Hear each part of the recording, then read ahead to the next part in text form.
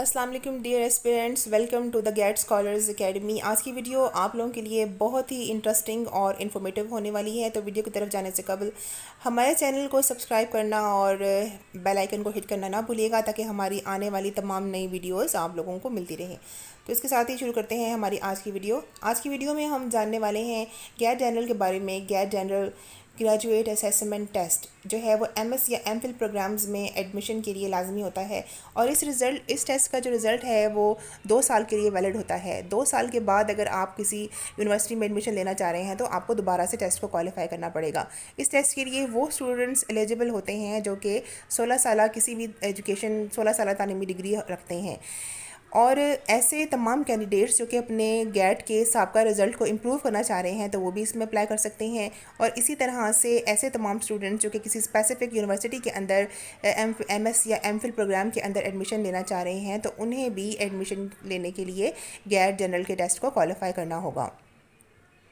जैसे कि ख़ास यूनिवर्सिटियों का टेस्ट होता है तो उसके लिए भी ये टेस्ट देना पड़ता है। अब हम गेट की जो फर्दर कैटेगरीज़ हैं इनके बारे में जान लेते हैं। गेट के आगे जो फर्दर कैटेगरीज़ होती हैं वो GATE A, GATE B, GATE C और गेट डी होती हैं।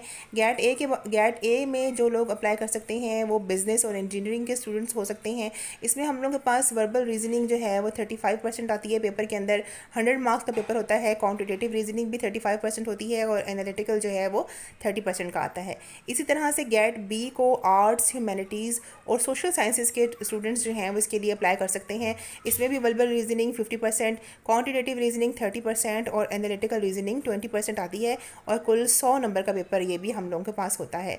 और गेट सी का जो करिकुलम है, गेट सी के लिए वो स्टूडेंट्स जो हैं वो अप्लाई कर सकते हैं जो कि साइंसेस से बिलोंग करते हैं। इसमें हम लोगों के पास एग्रीकल्चर, वेटनरी, बायोलॉजिकल और रिलेटेड साइंसेस के स्टूडेंट्स जो हैं वो अप्लाई कर सकते हैं। इस टेस्ट के अंदर भी 45% वर्बल रीजनिंग, 35% क्वांटिटेटिव रीजनिंग और 20% एनालिटिकल रीजनिंग शामिल होती है, और कुल 100 नंबर का ये पेपर होता है। और टाइम जो इसके लिए अलाउड होता है वो भी हम लोगों के पास 120 मिनट्स यानी कि 2 घंटों का होता है। अब हम बात करते हैं जी गेट डी की। गेट डी स्पेशली उन स्टूडेंट्स के लिए डिज़ाइन किया गया है NTS की तरफ से जो स्टूडेंट्स जो हैं वो अलूम इस्लामिया हासिल करते हैं या किसी भी दर्स से शहादतुल आलमिया या किसी और दर्स से ऐसी डिग्री हासिल करते हैं जो कि 16 साल तालीम के बराबर होती है, जिसको हमारी हायर एजुकेशन कमीशन ने जो है वो MA की डिग्री के बराबर किया होता है। तो वो लोग जो हैं वो गेट डी के लिए अप्लाई कर सकते हैं। अब गेट डी की मज़ीद इन्फॉर्मेशन हम लोगों के पास क्या है कि जी इसमें वो स्टूडेंट्स जो कि किसी भी रिलीजियस स्टडीज़ को हासिल करते हैं वो शामिल होते हैं। इसमें हम लोगों के पास जो आगे फर्दर क्राइटेरिया है या फर्दर आगे डिवीजनिंग है रीजनिंग की, वो भी सेम वही है जो कि गेट बी की है। इसमें भी हम लोग के पास 50% वर्बल रीजनिंग है, 30% क्वांटिटेटिव रीजनिंग है और 20% जो है वो एनालिटिकल रीजनिंग है। कुल 100 नंबर का पेपर ये भी हम लोग के पास होता है, और ये लोग इस टेस्ट को क्वालिफाई करने के बाद आगे एमफिल इस्लामियात या अरबी में एडमिशन ले सकते हैं। अब आगे हम मज़ीद गेट ए के सब्जेक्ट्स के बारे में जान लेते हैं कि कौन से ऐसे स्टूडेंट्स जिन्होंने जिन सब्जेक्ट्स में पढ़ा होता है वो गेट ए के लिए अप्लाई करेंगे। इसके लिए भी हम लोग के पास पहले भी मैंने आपको बताया कि कुल नंबर 100 हैं और 120 मिनट्स होते हैं।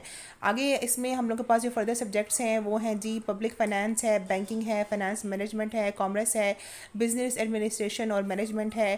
फिर उसके बाद टेक्नोलॉजी इसके अंदर जो शामिल होती है। टेक्नोलॉजी कौन से स्टूडेंट्स होते हैं इसमें हम लोग के पास आगे आ जाता है जी मैनेजमेंट इंजीनियरिंग है, मैनेजमेंट इंफॉर्मेशन सिस्टम्स है, इकोनॉमिक्स है, टेक्निकल और वोकेशनल एजुकेशन है, इंडस्ट्रियल रिसर्च है। और इंजीनियरिंग के स्टूडेंट्स कौन से इसमें शामिल होते हैं जो कि टेक्सटाइल इंजीनियरिंग में हो, इंडस्ट्रियल इंजीनियरिंग में हो, कंप्यूटर इंजीनियरिंग में हो, civil engineering, bio engineering, systems engineering, इसी तरह से इन्वायरमेंटल इंजीनियरिंग या फिर इंजीनियरिंग इकोनॉमी या फिर इंजीनियरिंग मेट्रोलॉजी के स्टूडेंट्स जो हैं वो गेट को अप्लाई कर सकते हैं। इसी तरह से आगे इसकी फ़र्दर जो कैटेगरीज़ हैं उसके अंदर हम लोगों के पास अप्लाइड मैकेनिक्स है और स्ट्रक्चरल इंजीनियरिंग है और इंजीनियरिंग जियोलॉजी है, ट्रांसपोर्टेशन इंजीनियरिंग है, अप्लाइड ऑप्टिक्स है, फोनेटिक्स है, इसी तरह से हाइड्रोलिक इंजीनियरिंग है। और मज़ीद जो लिस्ट आप लोगों के सामने यहाँ पे शो हो रही है, ये तमाम सब्जेक्ट्स जो हैं वो इस कैटेगरी के गेट को अप्लाई को क्वालिफाई कर सकते हैं और उसके बाद जो है वो अपने मुकर्ररा फील्ड के अंदर जो है वो एमफिल कर सकते हैं। अब हम बात कर लेते हैं जी graduate assessment test GATE B की। इसकी मार्क्स कैटेगरीज जो हैं वो मैंने आपको पहले बता दी हैं, फर्दर मार्क्स डिवीजन क्या होती है। अब हम इसके सब्जेक्ट्स के बारे में बात कर लेते हैं कि आर्ट्स एंड ह्यूमैनिटीज़ के वो तमाम स्टूडेंट्स जो कि फ़ाइन आर्ट्स के अंदर, फोटोग्राफी के अंदर या रिक्रिएशनल या प्रोग्रामिंग आर्ट्स के अंदर, टेक्निकल एंड वोकेशनल एजुकेशन के अंदर कोई भी डिग्री रखते हैं वो जो है वो गेट बी के लिए अप्लाई कर सकते हैं। इसी तरह से जर्नलिज्म, एडवर्टाइजमेंट, मैस कम्युनिकेशन के अंदर अगर वो डिग्री रखते हैं, लैंग्वेज या लिटरेचर के अंदर वो डिग्री रखते हैं, जैसे कि एमफिल उर्दू है या एमफिल इंग्लिश के लिए अगर वो अप्लाई करना चाह रहे हैं या एमफिल इस्लामियात के लिए अप्लाई करना चाह रहे हैं, तो वो लोग जो हैं वो गेट बी को क्वालिफाई करेंगे और उसके बाद वो अपने मुतल्लिका फ़ील्ड के अंदर जो है वो किसी भी यूनिवर्सिटी के अंदर एडमिशन हासिल कर सकते हैं। अब एस्पिरेंट्स, अब मज़ीद हम इसकी कैटेगरीज़ को जान लेते हैं कि गेट बी के अंदर कौन सी चीज़ें आएंगी। देखें, इसमें नेगेटिव मार्किंग नहीं होती, इसलिए परेशान होने की ज़रूरत नहीं है। बहुत अच्छी सी तैयारी करने के साथ हम इस टेस्ट को क्लियर कर सकते हैं। अब गेट बी के जो मज़ीद सब्जेक्ट्स हैं उनके अंदर economics, statistics, political science, international relations, psychology, philosophy, sociology, इसी तरह से क्रिमिनोलॉजी और फिर एडमिनिस्ट्रेशन के जो होते हैं सब्जेक्ट्स वो भी इसमें शामिल होते हैं। फर्दर सब्जेक्ट्स जो एडमिनिस्ट्रेटिव साइंसेस के अंदर आ जाते हैं वो कौन से हैं उसमें पब्लिक एडमिनिस्ट्रेशन है, लाइब्रेरी और आर्चीवल साइंसेस है, हिस्ट्री है, जियोग्राफी वगैरह वगैरह इसमें शामिल हैं। अब हम बात कर लेते हैं मज़ीद इसके सब्जेक्ट्स की कि इसमें देखें लाइब्रेरी और आर्चीवल साइंसेस भी आ जाती हैं। हिस्ट्री और जियोग्राफी बी के जो स्टूडेंट्स होते हैं वो भी गेट बी के लिए ही अप्लाई करेंगे। तो गेट बी के अंदर मज़ीद हम आपको बताती चलूँ कि इसकी जो मार्क्स डिवीजन है वो मैंने पहले भी डिस्कस की कि इसमें 50% जो है वो वर्बल रीजनिंग होती है, 30% इसके अंदर क्वांटिटेटिव रीजनिंग और इसी तरह से 20% इसके अंदर एनालिटिकल रीजनिंग होती है और इस तरह से कुल ये 100 मार्क्स का पेपर होता है। अब हम बात कर लेते हैं ग्रेजुएट असेसमेंट टेस्ट गेट सी की। ये भी कुल 100 मार्क्स का पेपर होता है। NTS जो है वो 100 मार्क्स के पेपर डिज़ाइन कर रही है सारे, और टाइम अलाउड जो इसके लिए होता है वो 120 मिनट्स का होता है। और इसके अंदर जो मज़ीद आगे सब्जेक्ट्स होते हैं उसमें हम लोगों के पास एग्रीकल्चर और वेटनरी साइंसेज है, जिसमें मज़ीद एग्रीकल्चर के अंदर प्लांट, फॉरेस्ट्री, एनिमल कल्चर वगैरह शामिल हैं। इसी तरह से बायोलॉजी के अंदर बायोलॉजिकल या मेडिकल साइंसेज में मज़ीद कौन से सब्जेक्ट हैं वो हम देख लेते हैं जी। वो हैं हम लोग के पास एवोल्यूशन और जेनेटिक्स, माइक्रोबायोलॉजी, इसी तरह से बायोटेक्निकल साइंसेज, बॉटनी वगैरह शामिल हैं। आगे हम मज़ीद देख लेते हैं, इसमें हम लोग के पास डेंटिस्ट्री, फेरामेसोलॉजी, फेरामेसी और नर्सिंग। फ़िज़िकल साइंसेस के अंदर मज़ीद जो सब्जेक्ट्स हैं उनके अंदर mechanics, electricity and electronics, modern physics, nuclear physics, biochemistry, analytical chemistry और क्रिस्टलोग्राफी वगैरह शामिल हैं। इसी तरह से एस्ट्रोनॉमी के अंदर अगर किसी स्टूडेंट ने कोई डिग्री हासिल कर ली है तो वो भी गेट सी ही अप्लाई करेगा।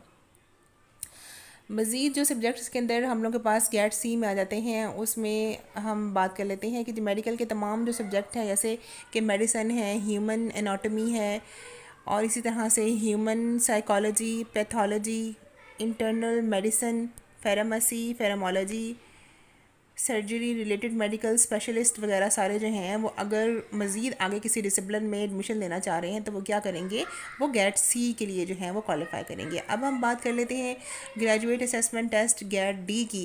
तो इसके बारे में जैसे कि मैंने आपको इससे कबल भी बताया कि ये उन तमाम स्टूडेंट्स के लिए है जो कि अलूम इस्लामिया की किसी डिग्री को हासिल किए हुए होते हैं और उसमें उनके जो सब्जेक्ट्स हैं रिलेटेड करिकुलम वो कौन सा होता है, फ़िक़ा होगा, असूल फ़िक़ा होगा, अलूम हदीस होगा, अलूम तफसीर होगा, इसी तरह से मंतक यानी कि लॉजिक के ऊपर, और अरबी ज़ुबान यानी कि अरबिक लैंग्वेज, इसी तरह से अरबिक लिटरेचर और इसी तरह से अकीदा के ऊपर अगर उन्होंने कोई सब्जेक्ट जो है वो पढ़ रखा है, हदीस या तफसीर के ऊपर कोई सब्जेक्ट पढ़ रखा है, तो ऐसे तमाम स्टूडेंट्स जो आगे एमफिल अरबी के अंदर या एमफिल इस्लामियात के अंदर या मज़ीद किसी भी सब्जेक्ट के अंदर लेना चाह रहे हैं तो वो करेंगे, इसके लिए अप्लाई करेंगे। तो बहुत शुक्रिया आप लोगों का हमारी आज की वीडियो को देखने का, और कमेंट में ज़रूर बताइएगा कि हमारी आज की वीडियो आपको कैसी लगी, और हमारे चैनल को सब्सक्राइब करना ना भूलिएगा और इसके साथ ही बेल आइकन को हिट कीजिएगा। अल्लाह हाफ़िज़।